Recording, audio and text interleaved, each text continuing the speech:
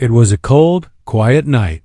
The sky was dark, and stars blinked like tiny lamps. In a small wooden house far from the city, a man named John Carter was sitting alone. He had no wife, no children, and no friends nearby.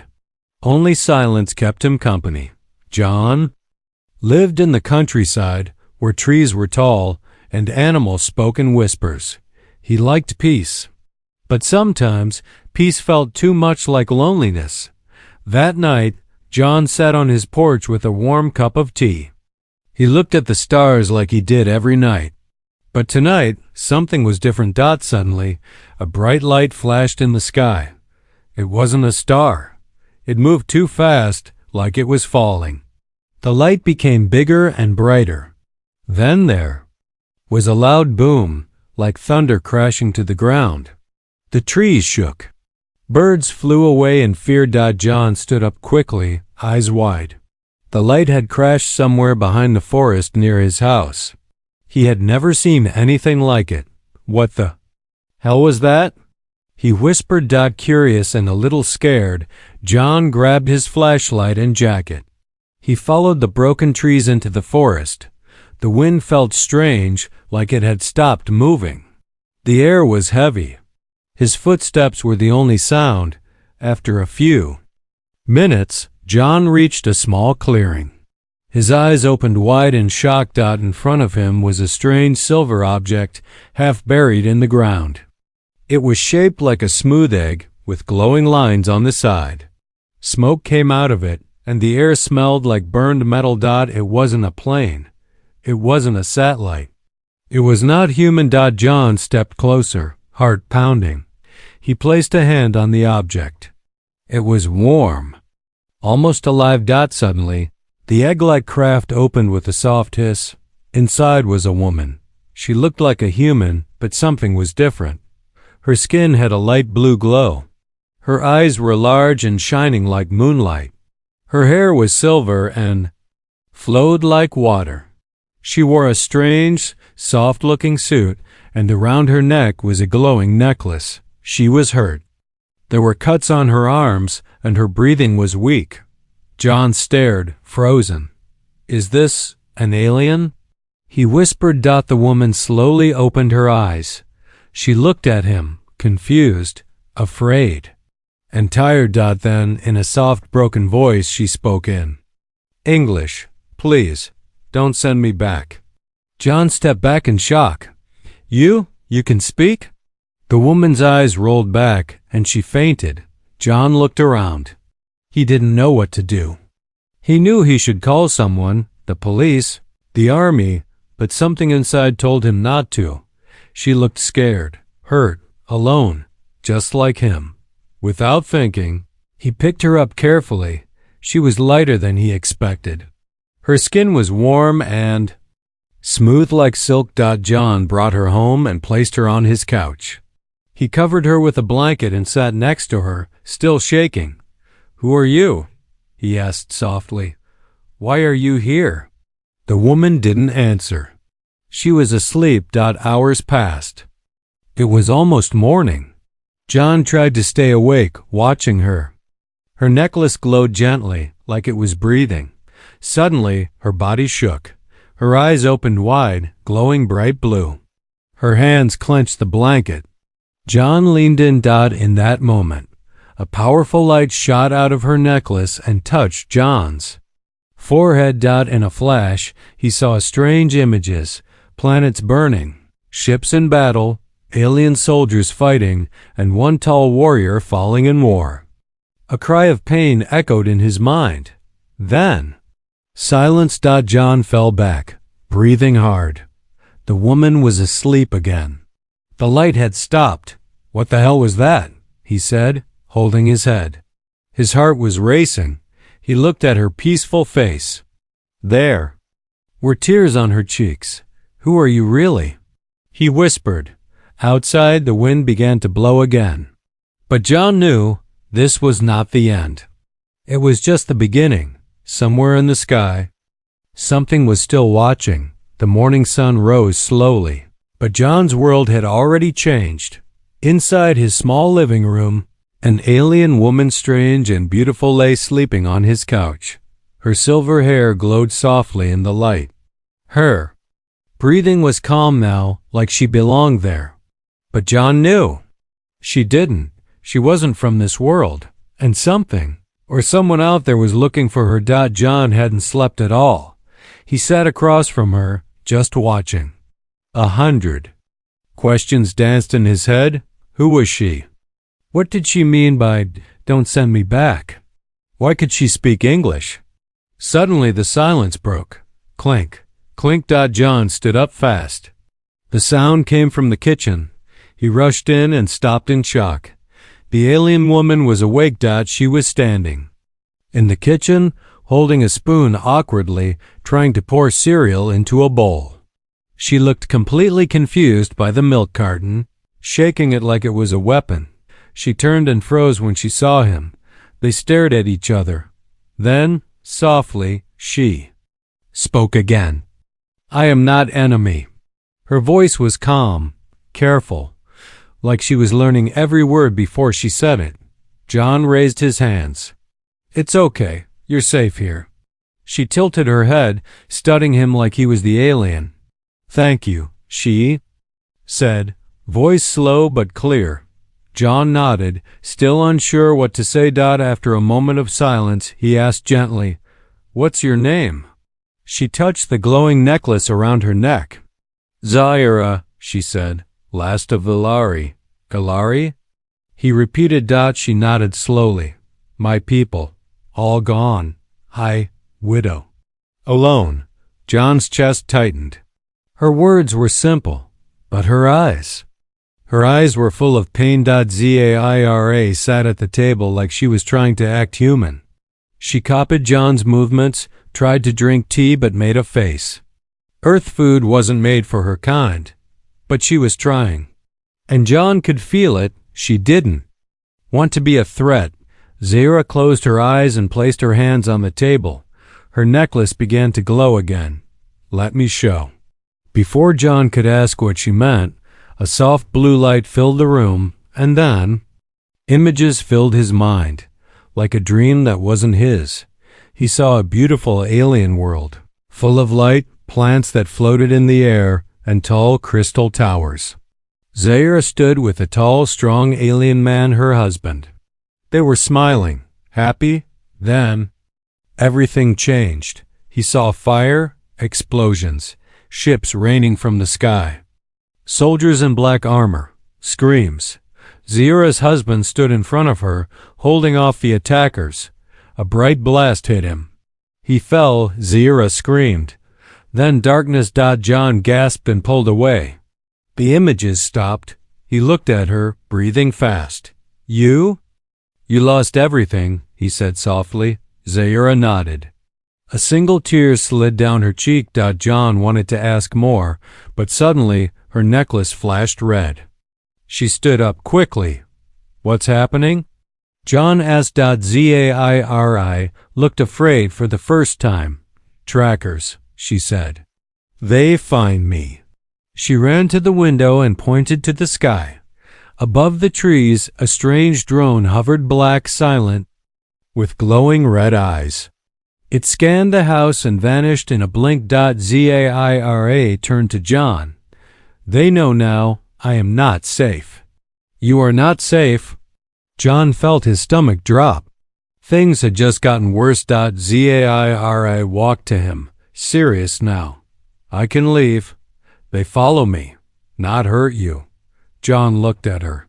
She looked tired, scared, but willing to go just to protect him. "No," he said. "I brought you here. I'm not letting them take you." Zaira touched his hand. "You? Different. Most humans fear. You don't." John gave a small, nervous laugh. "I'm still scared. But maybe I'm just more lonely than afraid." She smiled faintly. "I am lonely too." There was silence between them again. But this time it felt full, like something was growing. John looked into her glowing blue eyes. He didn't know what she was, but he knew one thing. She needed him. And maybe he needed her too. But out there in the sky, something was watching, something coming closer. It started with a strange silence. No wind, no night birds, not even the sound of crickets. John noticed it first when he stepped outside to get firewood.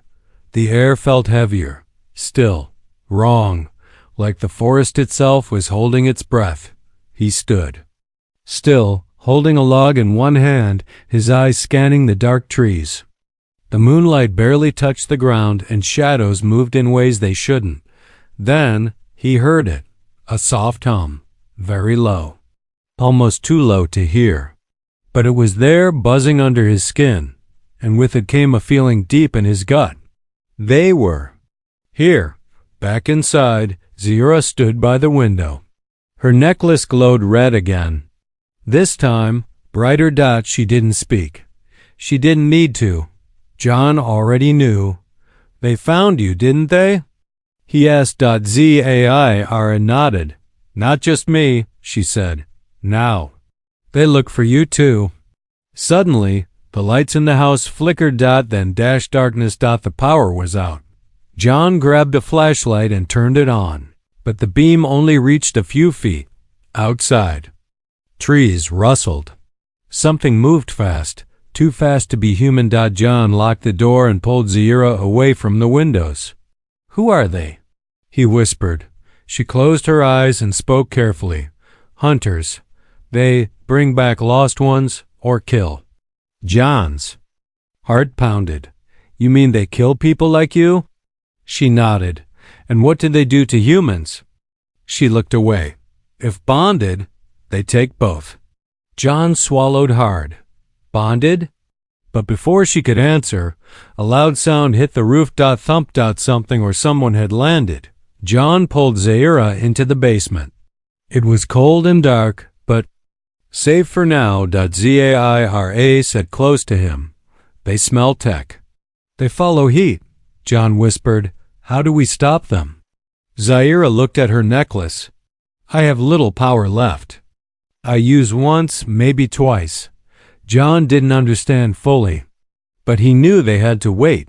Then the front door creaked open upstairs. Footsteps. Slow. Heavy. Something moved through the house, not speaking, not breathing. Zaira grabbed John's hand. Her touch was cold but calming. Then, from the shadows of the basement steps, a red light appeared. It was an eye. Watching. John held his breath. Zaira's necklace flared blue. The light blinked. Then vanished. Silence again. They waited. For hours, too scared to move. John counted each breath, each heartbeat, every creak above. Then finally, just before sunrise, the footsteps faded. They were gone, for now. When John and Zira came back upstairs, the house was a mess. Furniture thrown, cupboards open, muddy footprints on the floor, but strangely, nothing was stolen. They didn't come to take things, John said quietly. They came to take you. Zira nodded. But they will return. John sat down, tired and shaken. What do we do now? Zira looked at him, serious. I can leave. You must stay safe. No, John said firmly. You said they take both if bonded. What does that mean? Zaira touched her necklace. It links two souls forever. It protects. It hides us.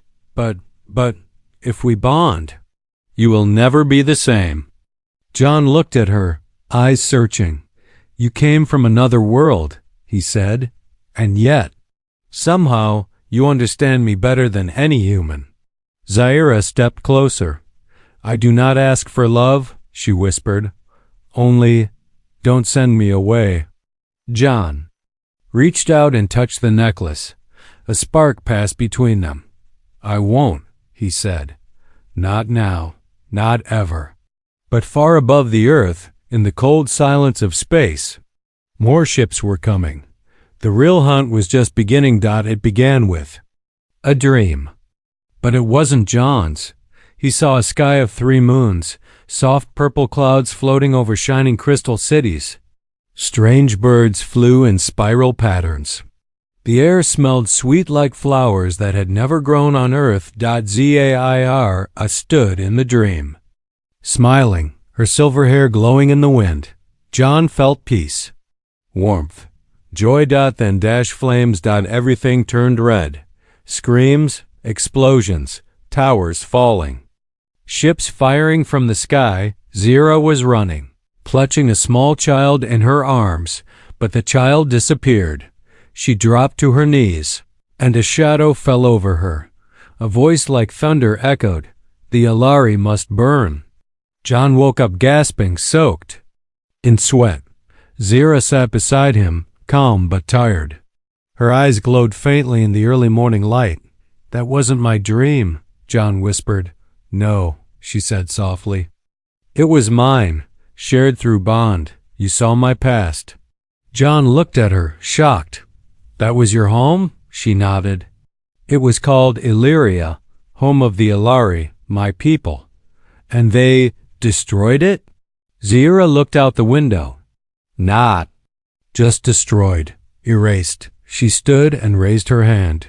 Her necklace lit up and a blue hologram appeared in midair, showing her planet.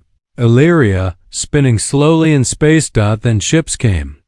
Black, jagged ships that fired beams of light. The planet cracked like glass. Then, nothing. The image faded. "They feared us," she said, "because we did not want war. We had power but chose peace." John sat still, processing every word. Zaira walked to him and gently placed her hand over his heart. "You want peace too. That's why I chose you." "Chose me?" he asked. Zaira sat across from him. "The moment I landed, I could feel your loneliness, like mine. You were the only voice I heard, the only mind open to mine." John tried to stay calm, but emotions were rising inside him. He looked her in the eye. "You said you were a widow." Zaira closed her eyes and another memory flashed to life. She stood beside a tall Alari male warrior wearing armor glowing with blue lines. He kissed her forehead, then ran into battle. A large energy beam struck him. He didn't rise again. John saw her scream, saw her fall to the ground. Then saw her crawl toward a glowing stone, the necklace she now wore. Zaira opened her eyes.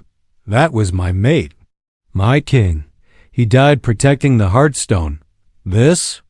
John touched the necklace. She nodded. "It's not just memory. It's connection, power, soul." John was quiet. "And now you carry it." "I am the last one who can," she said. "But its energy is fading. It needs another to link with." She looked at him. "You don't have to," she added quickly. "I only share my truth." John stood and walked to the window. The forest was quiet again, but he knew danger was still near. He turned back to her.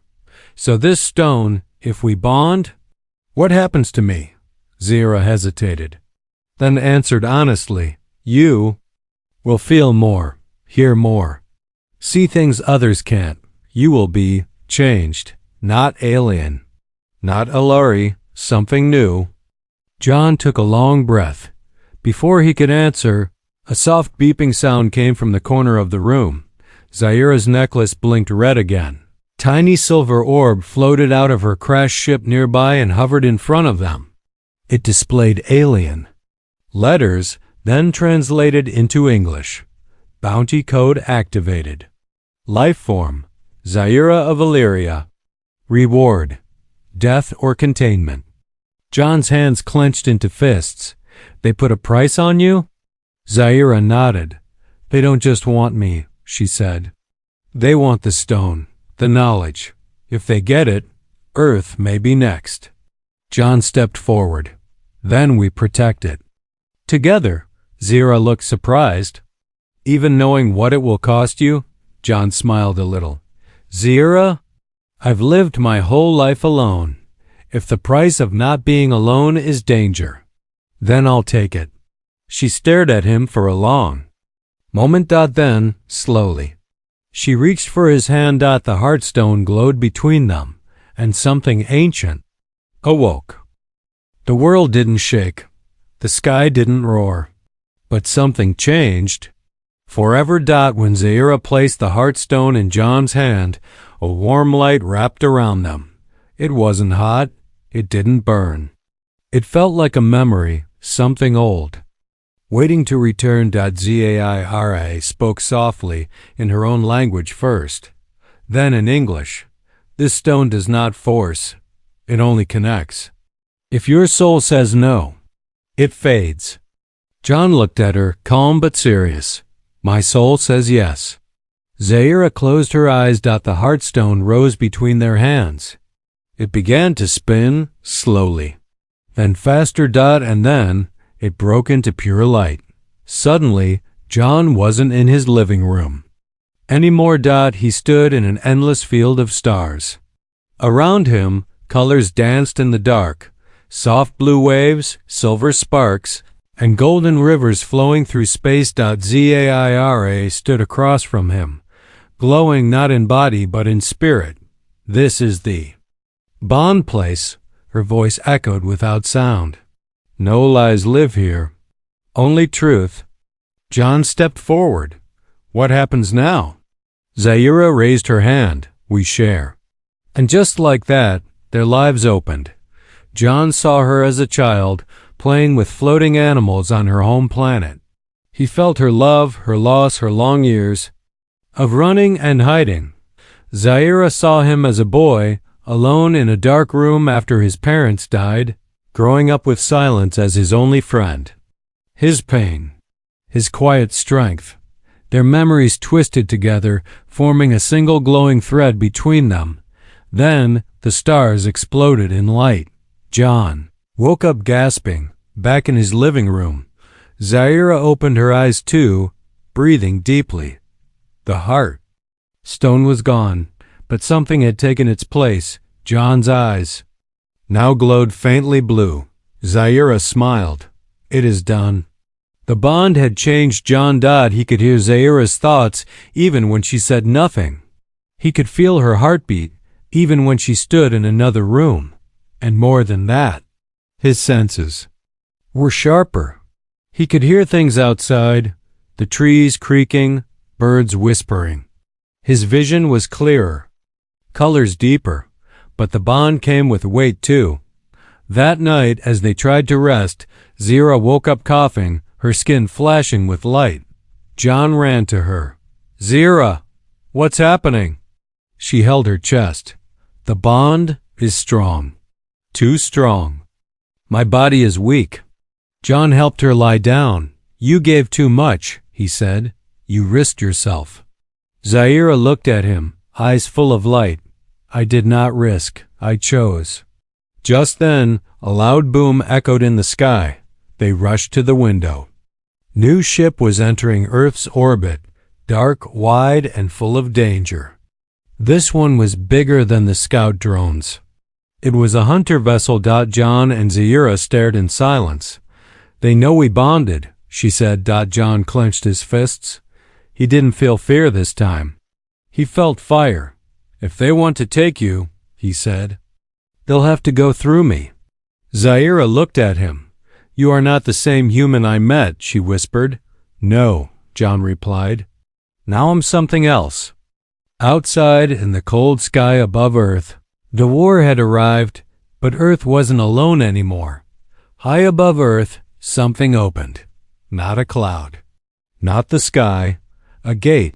A silent tear in space. From that crack in the stars, a black ship the size of a city slipped through, like a shark entering still water. No noise. No lights. Just a cold shadow sliding across the night. It wasn't here to talk. It was here to take. John saw it first, not with his eyes, but with his mind. Since the bond, he could feel space bend. He stood in his backyard, eyes closed, sensing. The hunter ship moved closer. They're here, he said. Zaira stood beside him. Her glow was weaker now, but her eyes were sharper than ever. They come for the stone, she whispered, but it no longer lives around my neck. Now it lives. In you, John nodded. I'm not afraid anymore, he said. Zira smiled faintly. That is what makes you dangerous. Moments later, the ground shook. 3 objects fell from the sky like meteors, landing in the forest with deep, burning craters. From them stepped hunters tall, armored beings with glowing red eyes, moving like machines but breathing like beasts. They carried weapons shaped like claws and moved without sound. One of them raised a black orb. It floated into the sky and began broadcasting across every screen, every radio, every phone. To the human species, hand over the Alari widow and the bonded one. You have 24 hours or burn. John turned off the screen. He looked at Zira. We don't wait 24 hours. Inside the old barn on John's land, they began to prepare. Zaira pulled old Alari tech from her ship, small drones, light shields, energy traps. With John's tools, they built a trap around the forest. John's bond-enhanced senses helped. He could feel energy now, predict movement, track heat. He wasn't just human anymore. He was something new. Night fell. The hunters came. 3 red-eyed giants entered the forest. But the moment they stepped through the trees, energy nets snapped around them. Holding them in place, Zira activated a pulse from her wrist. One hunter exploded into sparks. The others broke free. John moved fast, too fast for any normal man. He dodged a burning blade, grabbed a metal pipe, and struck with force he didn't know he had. The hunter fell. Hard.